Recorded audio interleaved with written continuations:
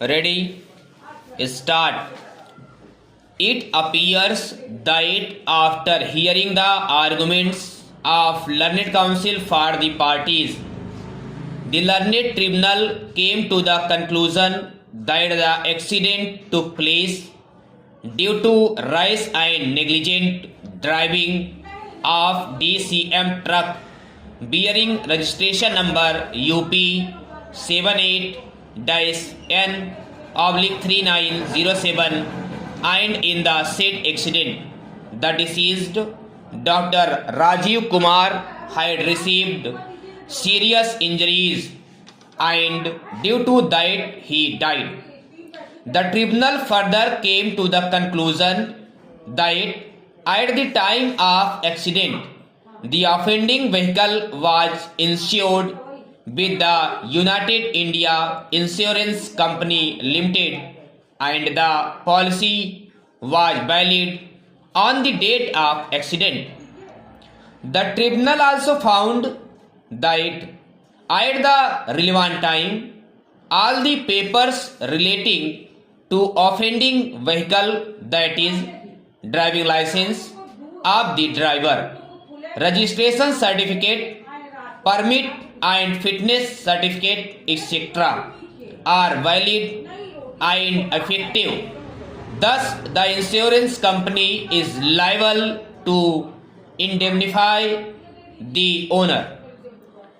The learned tribunal, after discussing the materials available on the record, further came to the conclusion that the claimants are entitled to receive compensation to the tune of rupees 1639,320 and 6% interest against the aforesaid finding, by which learned tribunal assessed the compensation.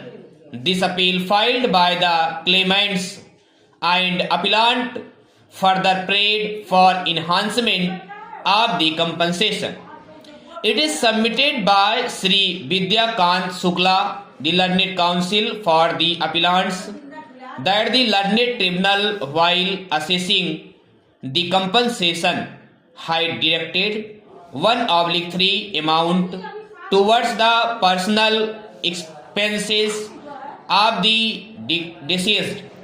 It is submitted that in the stand case, on the date of filing of claim application as well as on the date of passing of judgment, although 5 persons were dependent upon the deceased.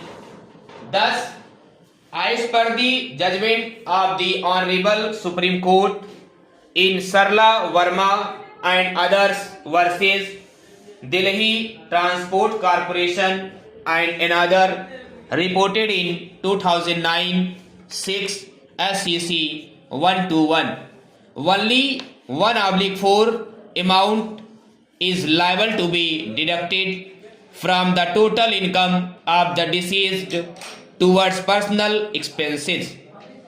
It is then submitted that the learned tribunal, while assessing the compensation, had arbitrarily refused to add any amount in the income of the deceased towards further prospect. It is submitted that, admittedly, at the time of accident, the deceased was working as animal medical officer under the state government. The tribunal assessed the age of the deceased as 48 years. Thus, in view of the judgment of the Honorable Supreme Court in Sarla Verma Supra, it is imperative for the tribunal to make addition of 30% in the income of the deceased, because the deceased was in the age group of 40 to 50 years. It is further submitted that the learned tribunal had wrongly deducted rupees 16420/- from the income of the deceased which the claimant number 1 is getting from the state government towards family pension.